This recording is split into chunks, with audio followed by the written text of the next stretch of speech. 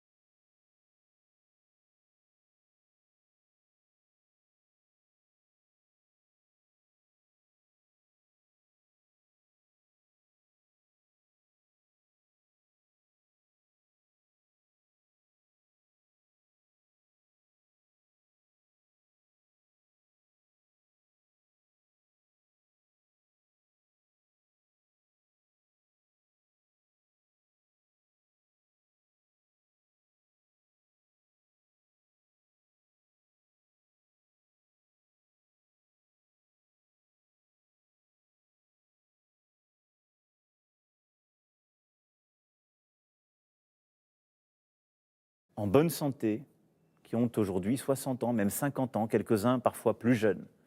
Retenez un chiffre, 44% des patients en réanimation ont aujourd'hui moins de 65 ans.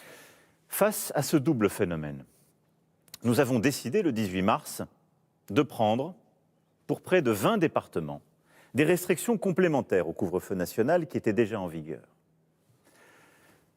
2 semaines après la mise en place de ces mesures, les chiffres sont clairs. Oui, cette stratégie a eu des premiers effets. Mais très clairement, ces efforts restent trop limités au moment où l'épidémie accélère. En quelque sorte, nous sommes en train de subir cette accélération à cause du variant qui risque de nous faire perdre contrôle si nous ne bougeons pas. Nous devons donc nous fixer, pour les mois à venir, un nouveau cadre. Pour cela, il ne faut absolument pas céder à la panique. Nous avons conservé la maîtrise de la situation à l'hôpital. Cette situation est dure. Beaucoup de services sont surchargés. Mais nous n'en avons pas perdu le contrôle. Nous ne devons pas non plus céder au déni. Ce serait faux de dire que si nous ne faisions rien, les choses s'amélioreraient d'elles-mêmes. Non. Alors nous nous placerions dans une situation délicate de potentielle saturation de tout le pays. Aussi, pour continuer à protéger la vie au présent, c'est-à-dire les malades, et pour protéger la vie au futur, c'est-à-dire nos enfants, nous devons, pour les mois à venir, fournir chacun un effort supplémentaire. C'est cela ce que je nous demande collectivement ce soir. Un effort des soignants d'abord, pour augmenter nos capacités en réanimation. Je veux ce soir saluer à nouveau, en votre nom à tous, l'action remarquable de nos soignants, et en particulier des équipes de réanimation et de soins critiques, qui, secteur public comme secteur privé, agissent main dans la main, mutualisent les équipes, innovent, non seulement pour soigner les 28 malades du Covid à l'hôpital, mais aussi pour transformer des salles d'opération en salles de réanimation, pour assurer une continuité de soins pour les patients atteints de maladies graves comme le cancer, pour tous les moyens d'urgence, faire en sorte que tous les reçoivent et que tous puissent avoir les soins dont ils ont besoin. En mars dernier, à cette heure-ci, nous les applaudissions. N'oublions pas que depuis 1 an, ils sont sur le pont, sans relâche. Pour augmenter encore le nombre de personnes pouvant être accueillies en réanimation, sans trop déprogrammer. Ils sont et seront appuyés dans les prochains jours par des renforts supplémentaires. Le nombre de lits en réanimation a déjà été porté à 7000. Et je veux ici remercier les étudiants en médecine, les retraités, le service de santé des armées, tous les volontaires de la réserve sanitaire. Tous sont mobilisés, seront mobilisés de manière accrue pour porter dans les prochains jours notre capacité à un peu plus de 10 000 lits, en particulier aussi avec l'ouverture de nouvelles capacités d'accueil dans certains hôpitaux parisiens. Deuxième effort, qui nous concerne tous, celui-ci. Les règles qui sont en vigueur dans les 19 départements en vigilance renforcée, ces règles seront étendues à tout le territoire métropolitain dès ce samedi soir et pour 4 semaines. Si nous faisons ce choix qui ne concerne pas nos territoires d'outre-mer, ces territoires où le virus circule moins, et territoires qui d'ailleurs pour certains ont fait de très gros efforts il y a plusieurs semaines pour ralentir aussi le virus de leur côté. Si nous faisons ce choix de toucher tout le territoire métropolitain, c'est parce que plus aucune région métropolitaine n'est aujourd'hui épargnée. Partout, le virus circule vite, de plus en plus vite, et partout, les hospitalisations augmentent. Et donc, chacun doit veiller, non pas à s'enfermer, mais à limiter au maximum les contacts, les rencontres, les moments de proximité avec d'autres personnes. Très concrètement, ça veut dire que le couvre-feu à 19h sera maintenu partout. Le télétravail, qui est sans doute la mesure la plus efficace, le télétravail sera systématisé. Et j'appelle tous les travailleurs et tous les employeurs à y avoir recours à chaque fois qu'ils le peuvent. Les commerces seront fermés sur tous les territoires métropolitains, selon la liste déjà définie dans les 19 départements aujourd'hui concernés. Nos citoyens qui souhaitent changer de région pour aller s'isoler pourront le faire durant ce week-end de Pâques. Les Françaises et les Français de l'étranger qui veulent rentrer en France pourront aussi le faire à tout moment. Et nous ferons tout pour faciliter les trajets et le quotidien de nos concitoyens travailleurs transfrontaliers. Alors certains militaient, je le sais, pour le retour généralisé de l'attestation, comme en mars 2020. Nous n'avons pas retenu cette option. Parce que l'irresponsabilité de quelques-uns ne doit pas ruiner les efforts de tous. Les contrôles, les sanctions seront renforcées sur la voie publique pour limiter les rassemblements, parce que c'est là que le danger existe, et pour encadrer la consommation d'alcool. Mais très clairement, nous faisons le choix de la confiance, nous faisons le choix de la responsabilité, et si je puis dire, de la respiration. L'attestation ne sera donc obligatoire en journée que pour les déplacements au-delà de 10 km du domicile. En cette période, qui est marquée par de nombreuses fêtes religieuses, je sais aussi pouvoir compter sur vous, afin d'éviter, comme nous avons su le faire à Noël, les rassemblements privés, les fêtes avec les amis, la famille, les proches. J'insiste vraiment sur ce point. C'est lors de ces occasions que nous nous contaminons le plus. Il faut donc faire cet effort. C'est un effort pour vous protéger et pour protéger les autres.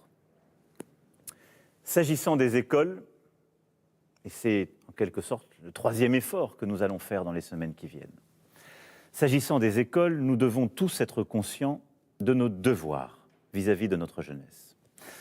Nous pouvons nous féliciter, dans notre pays, d'avoir réouvert parmi les premiers nos écoles au printemps dernier, le 11 mai, rappelez-vous, et de les avoir maintenues ouvertes depuis septembre 2020. Nous faisons partie des rares pays qui ont fait ce choix, alors même que nous avons été très frappés par l'épidémie. Nous l'avons fait en conscience, parce que nous croyons dans cet investissement dans les jeunes enfants et les adolescents qu'est l'éducation, parce que c'est le combat du siècle qui s'ouvre, car nos enfants ont besoin d'apprendre, d'être ensemble. Et nul ne sait dire les conséquences profondes et durables d'une fermeture prolongée des écoles qui renforce les inégalités sociales comme les inégalités de destin. Alors oui, le virus circule dans les établissements scolaires, mais pas plus qu'ailleurs. Et l'éducation de nos enfants, elle, n'est pas négociable. L'école n'est pas négociable. C'est pourquoi nous devons prendre nos responsabilités. Oui, il faut freiner le virus. Aussi, nous allons fermer durant 3 semaines les crèches, les écoles, les collèges et les lycées. Mais oui, nous devons préserver l'éducation et l'apprentissage. C'est pour cela que le calendrier scolaire sera adapté pour ne pas laisser nos enfants seuls et sans apprendre. De manière très concrète, cela signifie que la semaine prochaine, les cours pour les écoles, collèges et lycées se feront à la maison, sauf comme au printemps 2020 pour les enfants des soignants et de quelques autres professions qui seront accueillis, de même que les enfants en situation de handicap qui doivent continuer à pouvoir être accueillis dans le secteur médico-social. Les 2 semaines suivantes, soit à partir du 12 avril, la France entière, quelle que soit la zone de vacances, sera placée en vacances de printemps. La rentrée aura donc lieu pour tous le 26 avril, physiquement pour les maternelles et les primaires, à distance pour les collèges et les lycées. Le 3 mai, les collégiens et les lycéens pourront retrouver physiquement leurs établissements, le cas échéant, avec des jauges adaptées. Je sais, croyez-moi, ce que cette réorganisation implique de changements profonds pour les parents d'élèves et pour les familles. Mais c'est la solution la plus adaptée pour freiner le virus tout en préservant l'éducation et donc l'avenir de nos enfants. Les étudiants, quant à eux, pourront, pour ceux qui le souhaitent, continuer durant toute cette période à se rendre à l'université pour une journée de cours par semaine. Je veux ce soir, en votre nom, remercier et saluer tous nos enseignants. Et avec tous nos enseignants, d'ailleurs, l'ensemble des personnels qui permettent d'accueillir nos enfants dans les écoles, les collèges, les lycées, dans les établissements spécialisés aussi. Car si la France est un des pays à avoir le moins fermé ses écoles, comme je vous le disais, 42 semaines d'ouverture, parfois 2 ou 3 fois plus que certains de nos voisins, c'est grâce à eux. Enfin, comme depuis 1 an, l'accompagnement économique et social sera au rendez-vous. Les parents qui devront garder leurs enfants et ne peuvent pas télétravailler auront droit au chômage partiel. Et pour les salariés, les commerçants, les indépendants, les entrepreneurs et les entreprises, tous les dispositifs actuellement en vigueur seront prolongés. Je sais combien les efforts que je vous demande sont difficiles. Je mesure ce qu'ils emportent de conséquences pour notre pays et pour vos vies. Et vous savez aussi que nous avons tout fait pour prendre ces décisions le plus tard possible et au moment où elles devenaient strictement nécessaires. C'est maintenant. Mais je tiens en même temps à vous dire ce soir que grâce à la vaccination, la sortie de crise se dessine enfin. Parce que oui, à cette heure, vous êtes déjà plus de 8,5 millions à avoir reçu une première injection de vaccin. 3 millions à en avoir reçu 2. Et le vaccin est efficace. Il l'est au bout de 15 jours après l'injection de la 2e dose. La meilleure preuve d'ailleurs de cette efficacité, elle est dans les chiffres que vous voyez à cet instant à votre écran et dans la mortalité en particulier de nos concitoyens de plus de 80 ans qui ont la mortalité qui a très fortement diminué. La meilleure preuve, elle en est d'ailleurs dans la situation des résidents des maisons de retraite qui, vaccinés à plus de 90%, ont pu progressivement reprendre une vie normale. Notre enjeu principal aujourd'hui, c'est donc d'accélérer encore et encore. Cette mobilisation, c'est celle, évidemment, du gouvernement, avec une stratégie claire. D'abord, continuer à avoir de plus en plus de doses en accélérant nos achats et surtout en produisant en France et en Europe. Nous sommes pleinement mobilisés, il y a eu des retards, il y a eu des choses que nous avons corrigées, et je pourrais y revenir, mais dans les semaines à venir, nous allons encore accélérer le nombre de doses que nous obtenons et nous allons progressivement devenir le premier continent au monde en termes de production de vaccins. c'est construire notre indépendance, c'est garantir que s'il faut des doses supplémentaires, nous ne dépendrons plus des autres, c'est garantir aussi la production de nouveaux vaccins s'il y avait à nouveau, à l'automne, hiver ou l'année prochaine, des nouvelles vaccinations à prévoir. Ensuite, c'est vacciner le plus vite possible tous ceux qui en ont le plus besoin, c'est-à-dire les plus âgés, les plus fragiles, ceux qui ont le plus de risques de développer des formes graves. Et j'assume totalement cette priorité, cet ordre que nous avons donné parce que c'est la garantie de notre efficacité. C'est ainsi que nous pourrons soulager plus rapidement l'hôpital, c'est ainsi que nous sauverons des vies. À partir de là, nous mettons tous les moyens pour vacciner, vacciner, vacciner, sans répit, sans jours fériés, le samedi et le dimanche comme la semaine. Pour les vaccins Pfizer et Moderna, qui nécessitent des conditions de conservation spécifiques, il y a 1700 centres de vaccination qui ont ouvert, notamment grâce à l'engagement exemplaire de nos maires que je veux ici remercier une fois encore.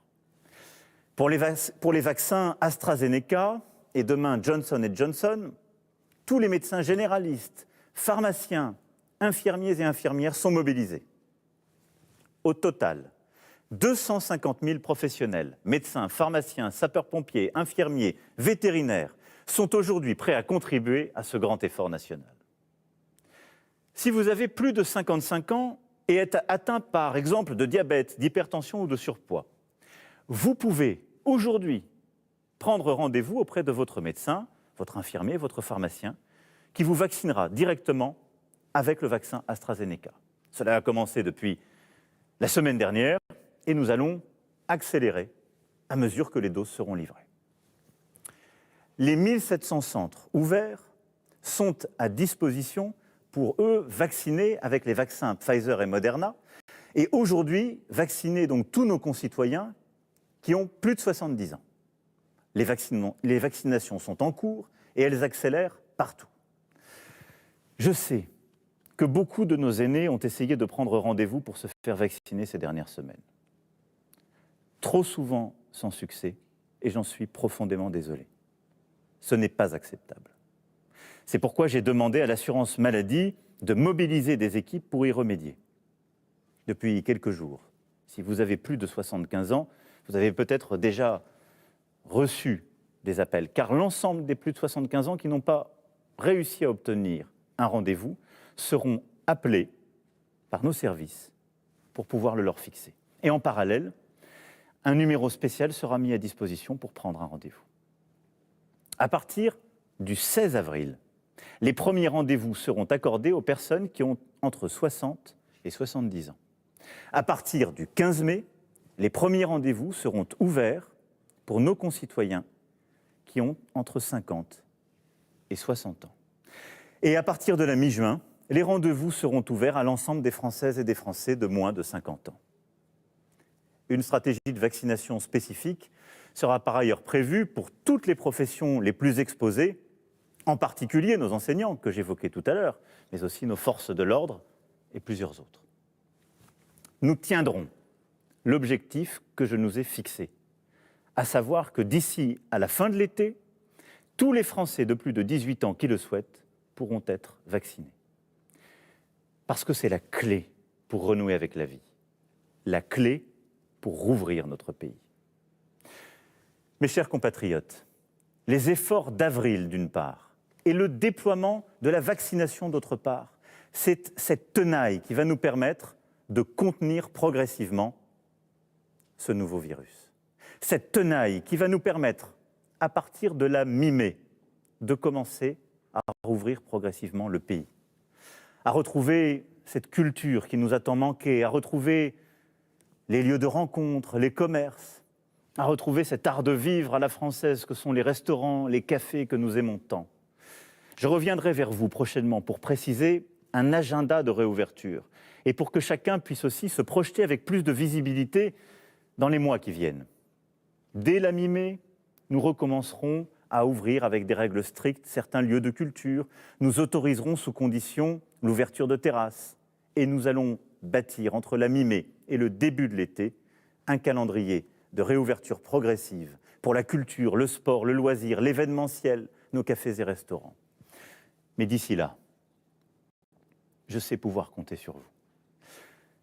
Mes chers compatriotes, je sais qu'il y a beaucoup de lassitude, de fatigue. Je sais qu'il y a aussi parfois de l'énervement, de l'emportement, et c'est bien normal. Je sais qu'à chaque étape de cette épidémie, nous pourrions nous dire que nous aurions pu faire mieux et que nous avons commis des erreurs. Tout cela est vrai. Mais je sais une chose, nous avons tenu, nous avons appris et nous nous sommes à chaque fois améliorés. Alors oui, aujourd'hui, pour le mois qui vient, il nous faut nous mobiliser. Nous mobiliser pour nos aînés et les plus fragiles, et nous mobiliser pour nos enfants, pour les protéger et leur permettre de continuer à apprendre et leur préparer le pays, le continent, le monde auquel ils ont droit. Nous mobiliser parce que le succès de ce mois d'avril et de cette stratégie dépend de chacun d'entre nous, de notre esprit de responsabilité. C'est ainsi que nous pourrons rebâtir ce chemin d'espoir, celui qui nous permettra de retrouver progressivement une vie normale, celui qui nous permettra aussi de tirer ensemble toutes les leçons de cette épreuve. Mais nous tiendrons, unis et déterminés. Vive la République et vive la France. Voilà donc pour cette allocution d'Emmanuel Macron. Le chef de l'État a fait plusieurs annonces très importantes qui toutes vont avoir des conséquences concrètes pour chacun d'entre nous. Tout d'abord, de nouvelles restrictions vont s'appliquer partout en France, sauf outre-mer, à partir de samedi soir, pour une durée de 4 semaines. Une attestation sera obligatoire pendant la journée pour tous les déplacements à plus de 10 km du domicile. Le couvre-feu à 19h en vigueur partout en France métropolitaine est maintenu. Tous les établissements scolaires, de la maternelle au lycée ainsi que les crèches, fermeront à la fin de cette semaine. Les cours seront ensuite assurés à distance. Tous les élèves seront en vacances scolaires en même temps, du